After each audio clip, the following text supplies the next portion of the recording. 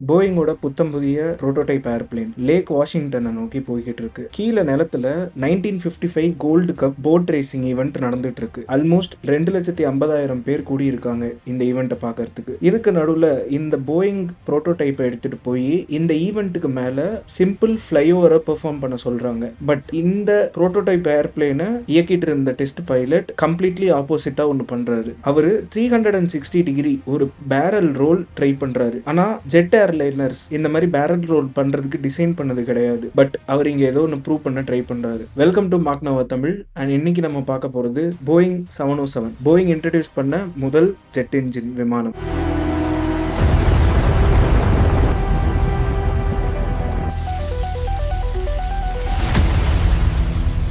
வேர்ல்ட்ல first passenger jet liner இது கிடையாது. 3 வருஷத்துக்கு முன்னாடி ஒரு பிரிட்டிஷ் ஏர்லைனர் ஆல்ரெடி ஜெட் இன்ஜினை யூஸ் பண்ணி பேசஞ்சர் பிளேன் பண்ணிட்டாங்க. இந்த ஏர்லைனருக்கு பேரு the Comet jet liner. But அதை கன்ஸ்ட்ரக்ட் பண்ணும்போது ரொம்ப தப்பா கன்ஸ்ட்ரக்ட் பண்ணிட்டாங்க. அந்த ஜெட் லான்ச் ஆகி முதல் ஒரு வருடத்திலேயே 3 கேட்டஸ்ட்ராஃபிக் கிராஷஸ் ஆயிடுச்சு. அண்ட் அந்த 3 கிராஷ்லயுமே ஒருத்தர் கூட சர்வைவ் பண்ணல. அண்ட் தொடர்ச்சி அந்த மாதிரி கிராஷ் ஆகிட்டே இருந்தனால அந்த காமெட் ஜெட் லைனரை மொத்தமா சர்வீஸ்ல இருந்து ஸ்டாப் பண்ணிட்டாங்க. ஸோ இப்போ ஆல்ரெடி ப்ரொப்பல்லர் ஏர்பிளேன் இருக்கு அப்படின்னா இந்த ஜெட் ஏர்லைனுக்கு என்ன அவசியம் அப்படின்னு பார்த்தோம்னா, ஜெட் என்ஜின்ஸ் இருக்கிற ஏர்கிராஃப்ட் வந்து எப்பயுமே ப்ரொப்பல்லர் ஏர்கிராஃப்டோட கம்பேர் பண்ணும்போது கொஞ்சம் சைலண்டா இருக்கும். அண்ட் ப்ரொப்பல்லர் ஏர்கிராஃப்டோட ரொம்ப வேகமா இதால டிராவல் பண்ண முடியும், ரொம்ப ஹைட்ல இதால டிராவல் பண்ண முடியும். ஸோ இதுதான் அந்த ஜெட்டை கிரியேட் பண்ணும் அப்படின்ற ஐடியா பிகைண்ட் இருந்த ஒரு ரீசன். பட் இந்த காமெட்ல இருந்த இன்ஜின்ஸ்ல ஒரு பெரிய ப்ராப்ளம் இருந்துச்சு. என்ன அப்படின்னா, இந்த இன்ஜின்ஸ் வந்து எவ்ரி 6 வீக்ஸ் இதை வந்து மேஜர் சர்வீஸ் பண்ணணும். பட் இதே வந்து ஒரு ப்ரொப்பல்லர் இன்ஜினோட கம்பேர் பண்ணீங்க அப்படின்னா, அந்த இன்ஜின்ஸ்லாம் வந்து கிட்டத்தட்ட ஒரு 1 இயர் 1.5 இயர்ஸ் அப்புறம் தான் வந்து ஒரு மேஜர் சர்வீஸ் பண்ணணும். அண்ட் இந்த ஜெட் இன்ஜின்ஸ் வந்து ரொம்பவே ஃபியூவல் எஃபிஷியன்ட் கிடையாது. ஒரு தடவை ஒரு ட்ரிப் யூரோப்ல இருந்து மிடில் ஈஸ்ட் வரைக்கும் அவங்க போறாங்க அப்படின்னா, அவங்க 2 தடவை லேண்ட் ஆகி ரீஃபியூல் பண்ணிட்டு திருப்பி டேக் ஆஃப் பண்ணி கிளம்பணும். பட் இதே சமயத்துல ப்ரொப்பல்லர் ஏர்கிராஃப்ட் வந்து சிங்கிள் ஸ்ட்ரெச்ல யூரோப் டு மிடில் ஈஸ்ட் போயிடும். ஸோ ஜெட்டோட ஸ்பீடு வந்து 2 தடவை லேண்ட் ஆயிட்டு போனா அது ஸ்பீடு அர்த்தமே கிடையாது இல்ல. அது ப்ரொப்பல்லர் ஏர்கிராஃப்ட் டைரக்டா பறந்து போகுது அப்படின்னா ஜெட் இன்ஜின் இருக்க ஏர்கிராஃப்ட்டுக்கு முன்னாடியே போய் லேண்ட் ஆகிரலாம். அண்ட் அதே மாதிரி இந்த காமெட்ல டேக் ஆஃப் ஆகிறதுக்கு தேவைப்படுற ரன்வே டிஸ்டன்ஸ் வந்து ரொம்ப அதிகம். இப்போ போயிங் கம்பெனி பத்தி கொஞ்சம் பார்க்கலாம். இந்த கம்பெனியோட பிரசிடென்ட் வந்து Bill Allen. And world war 1 world war 2ல நிறைய மிலிட்டரி பிளேனை கன்ஸ்ட்ரக்ட் பண்ண ஒரு கம்பெனி தான் இந்த போயிங். ஸோ இவங்களோட பேஸ் வந்து சியாட்டில் அமெரிக்கால இருக்கு. அண்ட் இப்போ என்ன பிரச்சனைனா, வேர்ல்டு வார் 2 முடிஞ்சிருச்சு. ஸோ இப்போ மிலிட்டரிக்கு அவ்வளோக்கா ஏர்கிராஃப்ட் தேவைப்படல. ஸோ அவங்க ஆல்மோஸ்ட் ஆல் ஆர்டர்ஸையும் கேன்சல் பண்ணிட்டாங்க. அண்ட் போயிங் இதனால வந்து 1000 கணக்கில் ஒர்க்கர்ஸை வந்து லே ஆஃபும் பண்ணிட்டாங்க. அண்ட் போயிங் இந்த பேசஞ்சர் மார்க்கெட்காக கிரியேட் பண்ண ஒரு ப்ரொப்பல்லர் ஏர்கிராஃப்ட்டுமே வந்து அவ்வளோவா சேல் ஆகல. ஆனா இதே காம்படிஷன் பார்த்தீங்கன்னா பேசஞ்சர் ஏர்கிராஃப்ட் பிசினஸ் டாமினேட் பண்ணிட்டு இருந்தாங்க. யாருமே போயிங்கோட பேசஞ்சர் பிளேனை வாங்கல. பட் போயிங் கிட்ட ஒரு பெரிய ட்ரம்ப் கார்டு இருந்தது. அவங்களுக்கு ஆல்ரெடி ஜெட் இன்ஜின்ல ஒர்க் பண்ண ஒரு எக்ஸ்பீரியன்ஸ் இருந்துச்சு. அவங்களோட B-47 பாம்பர் ஏர்கிராஃப்ட். இந்த ஏர்கிராஃப்ட் வந்து மிலிட்டரிக்காக பண்ணது. இது வந்து ஒரு state of the art jet aircraft அப்படின்னு கூட சொல்லலாம். 600 மைல் பர் ஹவர் வேகத்துக்குள்ளேயும் 40,000 அடி உயரத்திலையும் இதால பறக்க முடியும். ஸோ போயிங்கோட இன்ஜினியர்ஸ்க்கு இன்ஜின்ல ஒர்க் பண்ண எக்ஸ்பீரியன்ஸ் நிறைய இருக்கு. ஆலனுக்கு அவங்க இன்ஜினியர்ஸை பத்தி தெரியும். இவங்க எல்லாம் சேர்ந்து அந்த காமெட் பத்தி பார்க்கும்போது அவங்களுக்கு குவிக்கா புரிஞ்சது என்ன அப்படின்னா, இவங்க அந்த காமெட்டை வந்து ரொம்ப தப்பா பில்ட் பண்ணியிருக்காங்க, நம்மளால இது வந்து பெட்டரா பண்ண முடியும் அப்படின்னு அவங்களுக்கு புரியுது. ஸோ 1952ல பில் ஆலன் ஒரு பயங்கரமான பெட் பண்றாரு. என்னன்னா, இது வரைக்கும் வார் முடிஞ்சதுல இருந்து அவர்கிட்ட என்னென்ன ரெவென்யூ வந்துச்சு, என்னென்ன அமௌண்ட் மீதி இருக்கோ எல்லாத்தையுமே தூக்கி ஒரு சிங்கிள் ஏர்பிளேன்ல போடுறாரு. இந்த ஏர்பிளேன் வந்து வெளிய காம்படிட்டர்ஸ்க்கு லீக் ஆகிடக்கூடாது அப்படின்றதுக்காக இதோட பேரையும் மாத்தி இது ஜஸ்ட் அனதர் ஒரு ப்ரொப்பல்லர் ஏர்கிராஃப்ட் அப்படின்ற மாதிரி வெளிய தெரியாம வச்சுக்கிறாரு. அண்ட் இந்த ஏர்கிராஃப்ட வந்து both passenger version and military வெர்ஷனாவும் டிசைன் பண்ணும் அப்படின்னு சொல்றாரு. ஆனா 1954ல அவர் இந்த பிளேன் மேல வச்ச பெட் ஆல்மோஸ்ட் ஒரு எண்டுக்கே வந்துருச்சு. ஏன்னா இந்த காமெட்ஸ் நிறைய கிராஷ் ஆகுறனால பீப்புள் ஏர்லைன் இவங்களுக்கு வந்துட்டு அந்த ஜெட்டுனாலே ஒரு பயம் வர ஆரம்பிச்சிருச்சு. ஸோ அவங்க யாருக்குமே இது மேல நம்பிக்கை இல்லை. ஜெட்ல போறதுக்கான ஆசையும் குறைஞ்சிருச்சு. ஸோ இப்போ பில் ஆலன் அண்ட் அவங்களோட இன்ஜினியர்ஸ்க்கு ஒரு முக்கியமான டாஸ்க் என்ன அப்படின்னா, பீப்புளை நம்ப வைக்கணும். நாங்க பில்ட் பண்ணியிருக்க ஜெட் வந்து சேஃப் தான் அப்படின்றத வந்து பீப்புளை நம்ப வைக்கணும். அண்ட் முக்கியமா ஏர்லைன்ஸை நம்ப வைக்கணும். ஓகே, இந்த பிளேனை எப்படி டிசைன் பண்ண போறாங்க? அதாவது காமெட்டோட டிசைன் அப்ரோச் என்ன அப்படின்னு பார்த்தீங்கன்னா, அது ஃபெயிலே ஆகக்கூடாது அப்படின்னு அவங்க நினைச்சு டிசைன் பண்ணாங்க. பட் இதுல ஒரு முக்கியமான பிரச்சனை என்ன அப்படின்னா, எப்படி ஃபெயில் ஆகும், எந்தெந்த மாதிரிலாம் ஃபெயில் ஆகும் அப்படின்ட்டு நம்மளால முன்கூட்டியே கணிச்சுலாம் வைக்க முடியாது. ஸோ ஃபெயிலே ஆகக்கூடாது அப்படின்னு ஒரு ஏர்கிராஃப்ட்ட எப்பயுமே கிரியேட் பண்ண முடியாது. போயிங்கோட அப்ரோச் வந்து இதுக்கு எக்ஸாக்ட் ஆப்போசிட்டா இருந்தது. பிரேக் ஆனாலும் சர்வைவ் ஆகுமா? அப்படின்றது தான் போயிங்கோட அப்ரோச்சா இருந்தது. ஸோ போயிங்கோட கோல் என்ன அப்படின்னா, அந்த ஏர்கிராஃப்ட் கடுமையா சேதாரம் அடைஞ்சாலும் அதால பறக்க முடியணும். ஸோ இத அவங்க எப்படி பண்ணாங்க? இன்ஜின்ஸ்ல இருந்து ஆரம்பிச்சாங்க. ஸோ காமெட்டோட என்ஜின் பார்த்தீங்கன்னா, விங்கும், இன்ஜினும் ஒரு சேம் பார்ட்டாவே டிசைன் பண்ணியிருப்பாங்க. ஸோ இதுல ஒரு முக்கியமான பிரச்சனை என்ன அப்படின்னா, ஏதாவது ஒரு இன்ஜின் ஃபெயிலியர் ஆகியோ, இல்ல பிளாஸ்ட் ஆச்சு அப்படின்னா, மொத்த விங்கும் அதோட போயிடும். ஸோ பிளேனால பறக்க முடியாது. இத எப்படி போயிங்ல ஃபிக்ஸ் பண்ணாங்க அப்படின்னா, இன்ஜின்ஸ வந்து விங்ல இன்டகிரேட் பண்ணாம விங்க வச்சு தள்ளி பைலான்ஸ் வச்சு மவுண்ட் பண்ணாங்க. இந்த பைலான்ஸ விங்ல மாற்ற ஸ்ட்ரக் போல்ட்ஸ் இருக்கும். சோ இந்த ஸ்ட்ரக்ஸ வந்து ஒரு லிமிட் ஆஃப் பிரஷருக்கு மேல கிளீனா உடைஞ்சு போற மாதிரி டிசைன் பண்ணிருப்பாங்க. சோ இந்த இன்ஜின் வந்து பிளாஸ்ட் ஆனாலோ இல்ல ரொம்ப வைப்ரேட் ஆனாலோ விங்க டேமேஜ் பண்ணாம அந்த ஸ்ட்ரக் போல்ட் வந்து ஷியர் ஆகி அதாவது கட் ஆகி அந்த இன்ஜின் மட்டும் தனியா கீழ விழுந்துரும். பட் மீதி இருக்க இன்ஜின்ல பிளேன் வந்து ஃப்ளை பண்ணிட்டு தான் இருக்கும். சோ நெக்ஸ்ட் வந்து ஃபியூஸ்லாஜ். பிளேன் அசெண்ட் ஆகும்போது உள்ள பிரஷர் பில்டப் ஆகும் அண்ட் இந்த பிரஷர் அவுட் சைட் பிரஷரோட கம்மியா இருக்கிறதுனால அந்த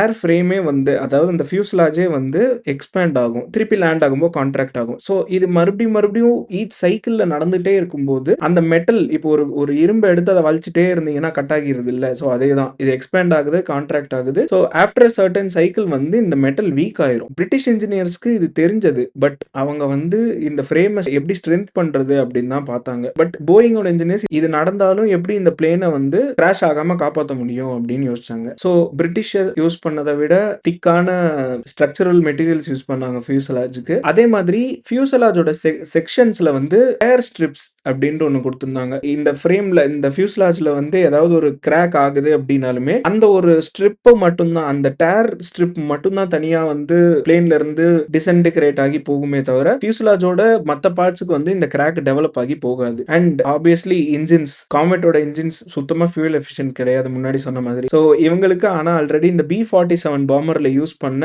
இன்ஜின்ஸோட நிறைய எக்ஸ்பீரியன்ஸ் இருக்கு. ஸோ அவங்க அந்த சேம் இன்ஜின்ஸே யூஸ் பண்ணாங்க with 35 degree high swept wings use பண்ணாங்க. ஸோ இதனால ஏர்கிராஃப்டோட பெர்ஃபார்மன்ஸ் அதிகமாச்சு. அதே மாதிரி இந்த இன்ஜின்லயே த்ரஸ்ட் ரிவர்சஸ் அப்படின்ற ஒரு கான்செப்ட் கொண்டு வந்திருந்தாங்க.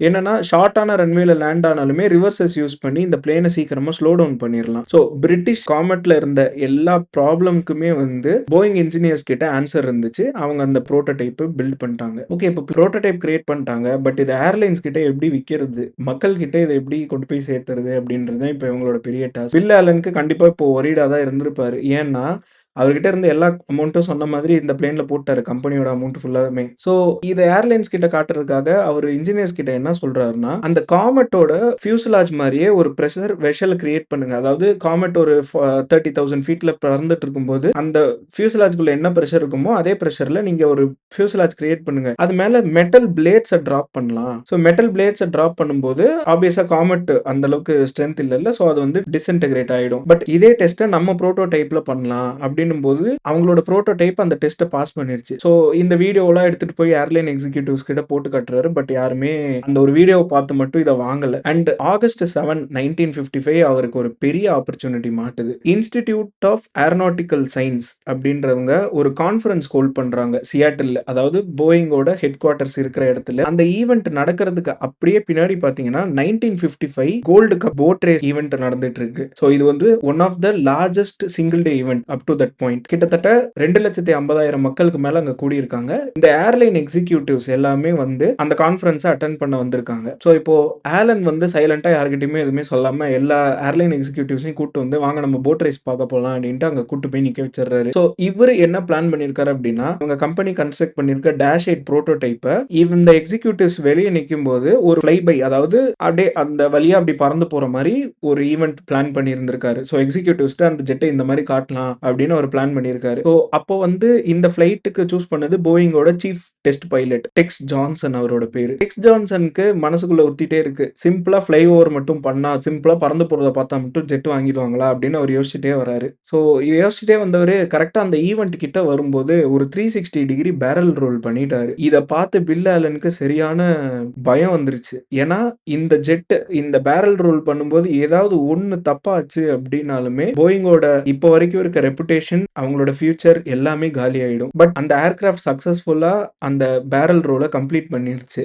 அண்ட் டெக்ஸ் ஜான்சன் இதோட நிறுத்தல, திருப்பி ஒரு ரவுண்ட் அடிச்சுட்டு வந்துட்டு திருப்பி இன்னொரு பேரல் ரோல் பண்ணாரு இன் ஃப்ரண்ட் ஆஃப் அந்த 250,000 பீப்புள் அண்ட் ஏர்லைன் எக்ஸிக்யூட்டிவ்ஸ். ஏன்னா டெக்ஸ் ஜான்சனுக்கு தெளிவா தெரியும் போயிங்கோட இன்ஜினியர்ஸ் இதுல எவ்வளவு டெஸ்ட் பண்ணியிருக்காங்க, அண்ட் இந்த எக்ஸிக்யூட்டிவ்ஸ்க்கு தெரியாத இன்னொரு விஷயமும் அவருக்கு தெரியும். இந்த பேரல் ரோல் அப்படின்றது என்னதான் கீழ இருந்து பார்க்கறதுக்கு ரொம்ப பயமா இருந்தாலுமே அது சிம்பிளான ஒரு 1G மெனுவர் தான். அந்த ஏர் ஃப்ரேம், அதாவது அந்த விமானத்து மேல ஏற்படுற ஸ்ட்ரெஸ் வந்து நார்மலா ஒரு ஃபிளைட் பறந்துட்டு இருக்கும்போது 1G ஃபோர்ஸ் இருக்கும்ல, அதே ஃபோர்ஸ் தான் மெதுவா பண்ற பேரல் ரோல்லையும் இருக்கும். பட் அதை பார்க்கறதுக்கு ஒரு மாதிரி பிரம்மாண்டமா இருக்கும். ஏன்னா அந்த எக்ஸிக்யூட்டிவ்ஸ் பீப்புளா இருக்கட்டும் யாருமே வந்து மிலிட்டரி ஜெட் இந்த மாதிரி பறந்து பார்த்துருப்பாங்க. பட் ஒரு பேசஞ்சர் ஜெட் ஏர்கிராஃப்ட் வந்து இந்த மாதிரி பறந்து இதுவரை யாருமே பார்த்துருக்க மாட்டாங்க. ஸோ அதுல எல்லாருமே இம்ப்ரெஸ் ஆயிட்டாங்க. பட் இந்த புரோட்டோடைப் இந்த மாதிரி காமிச்சிட்டு வந்துட்டு ஏர்லைன்ஸ்ல இருந்து கொஞ்சம் கொஞ்சமா ஆர்டர் வரும்போதே ஒரு பெரிய பேட் நியூஸ் வந்தது. என்ன அப்படின்னா போயிங்கோட பிக்கஸ்ட் காம்படிட்டர் மெக்டானல்ட் டக்ளஸ், போயிங்கோட கான்செப்டை க்ளோஸா வாட்ச் பண்ணிட்டு இருந்த இவங்க நாங்களும் ஒரு ஜெட் இன்ஜின் ஏர்கிராஃப்ட் பண்ணிருக்கோம் அப்படின்ட்டு ஏர்லைன்ஸ் கிட்ட காட்டுறாங்க. இந்த ஏர்கிராஃப்ட்டுக்கு அவங்க பெற்ற பேர் வந்து DC-8. இந்த ஏர்கிராஃப்ட்ல ஒரு மேஜர் அட்வான்டேஜ் என்ன இருந்துச்சு அப்படின்னா போயிங்ல வந்து 3 and 5, அதாவது ஒரு ரோக்கு 5 பேர் உட்கார்ற மாதிரி சீட் கான்ஃபிகரேஷன் இருந்தது. DC-8ல 3+3, அதாவது ஒரு ரோக்கு 6 பேர் உட்கார்ற மாதிரி கான்ஃபிகரேஷன் இருந்தது. ஸோ ஒரு ரோக்கு ஒரு சீட் எக்ஸ்ட்ரா அப்படின்னா வந்து ஆப்வியஸா ஏர்லைன்ஸ்க்கு லட்சக்கணக்கில் ப்ராஃபிட். அதனால எல்லா ஏர்லைனும் DC-8 வாங்க ஆரம்பிச்சிட்டாங்க. By the end of October 1955 கிட்டத்தட்ட ஒரு 60 DC-8 வந்து புக் ஆகியிருக்கு. இப்போ பில் ஆலன் வந்து இந்த 3 வருஷம் புரோட்டோடைப்ல ஸ்பெண்ட் பண்ணது வேஸ்டா போச்சே அப்படின்னு நினைச்சு வருத்தப்பட்டு இருக்காரு. அண்ட் ஒரு காஸ்ட்லியான டெசிஷன் எடுக்கிறாரு. இந்த புரோட்டோடைப்ல ஒர்க் பண்ண இன்ஜினியர்ஸ் எல்லாத்தையுமே டிராயிங் போர்டுக்கு திருப்பி அனுப்பிச்சிட்டு இந்த ஏர்கிராஃப்டோட ஃபியூசலாஜ், அதாவது அந்த மெயின் பாடியை வந்து பெருசு பண்ண சொல்றாரு. அண்ட் அந்த ஏர்கிராஃப்டோட விங் சைஸையும் பெருசு பண்ண சொல்றாரு. எப்படியாவது ஒரு ரோக்கு 6 சீட்டை வந்து அகாமடேட் பண்ணணும் அப்படின்றாரு. அண்ட் இவர் வந்து இந்த military aircraft and passenger aircraft வந்து சேர்ந்து டிசைன் பண்றாங்கன்னு ஃபர்ஸ்ட் முடிவு எடுத்திருந்தாங்கல்ல, அந்த பிளானையும் அவர் டிராப் பண்ணிடுறாரு. இப்போ ஃபுல்லா அவங்களோட ஃபோக்கஸ் பேசஞ்சர் ஏர்கிராஃப்ட்ல மட்டும்தான். இங்கேயுமே அவங்களுக்கு ஆல்ரெடி ஜெட் எக்ஸ்பீரியன்ஸ் போயிங் கிட்ட இருந்ததுனால அது ரொம்பவே உதவியா இருந்தது. DC-8 அந்த கான்செப்ட் ஷோ பண்ணதுல இருந்து ப்ரொடக்ஷன் எடுத்துட்டு வரதுக்கு ரொம்ப லேட் பண்ணிட்டாங்க. ஆனா அக்டோபர் 26, 1958 போயிங் 707 அப்படின்ற பேர்ல இந்த பிளேனை போயிங் ரிலீஸ் பண்ணிட்டாங்க. ஆல்மோஸ்ட் ஃபர்ஸ்ட் DC-8 வரத்துக்கு ஒரு வருஷத்துக்கு முன்னாடியே இந்த பிளேனை ரிலீஸ் பண்ணிட்டாங்க. ஸோ ஆப்வியஸா அந்த பிளேன் வந்து பயங்கரமான ஹிட் ஆயிடுச்சு. எல்லா பேசஞ்சர்ஸ்க்கும் அந்த ப்ரொபல்லர் ஏர்கிராஃப்டோட கம்பேர் பண்ணும்போது அந்த குவைட்டான ஜெட் டிராவல், ஃபாஸ்டா அவங்க நினைச்ச பிளேஸ்க்கு போறது எல்லாமே ரொம்ப பேசஞ்சருக்கு பிடிச்சிருந்தது. ஸோ இப்போ ஏர்லைன்ஸும் DC-8 வர வரையும் வெயிட் பண்ண முடியாது. ஏன்னா மற்ற கம்பெனிஸ் வந்து இந்த போயிங் ஜெட் வாங்குறாங்க அப்படின்னா எல்லா மக்களுக்கும் ஜெட்ல போகணும் அப்படின்ட்டு ஆசை வந்துடும். ஸோ DC-8 வர வரைக்கும் நம்மளால வெயிட் பண்ண முடியாதுன்ட்டு அவங்க அங்கே DC-8 ஆர்டர்ஸ் எல்லாத்தையும் கேன்சல் பண்ணிட்டு போயிங் 707 வாங்க ஆரம்பிச்சிட்டாங்க. அண்ட் மாச கணக்குலயே என்ன ஆயிடுச்சு அப்படின்னா 707 கிட்டத்தட்ட DC-8 விட 50% அதிகமா விற்க ஆரம்பிச்சது. ஆனா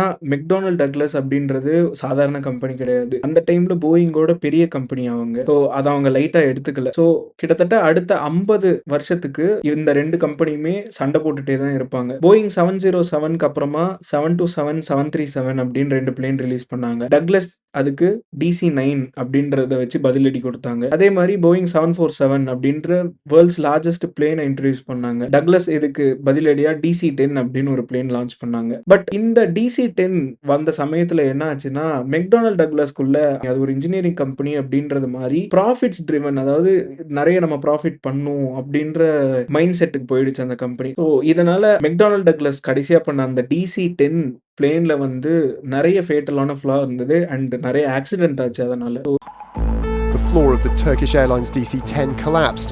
What happened then is a thing that nightmares are made of. Left engine blew up on takeoff.